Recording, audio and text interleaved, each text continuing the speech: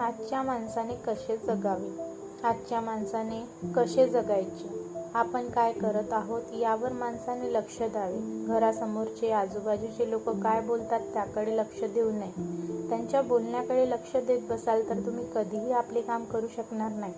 आपण कितीही चांगलं काम केलं तरी लोक त्याची प्रशंसा करणार नाही, ते त्यांच्याबद्दल वाईटच बोलणार. आपल्या घरातल्या मुलांच्या त्याच्याशी व इकडतिकडच्या मुलांची तुलनाच करतील. तसं पाहिलं तर आजकालच्या बायका सायंकाळी बाहेर जमा होतात आणि बसतात. मग होतं त्यांचं सुरू. कोणी काय केलं, कुणाच्या घरात काय झालं, कुणाच्या मुलाला किती मार्क पडले.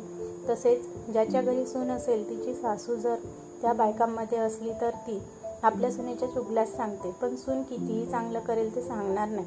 म्हणून म्हणते लोकांना काही कामं नसतात म्हणून त्यांना अशा गोष्टी येतात.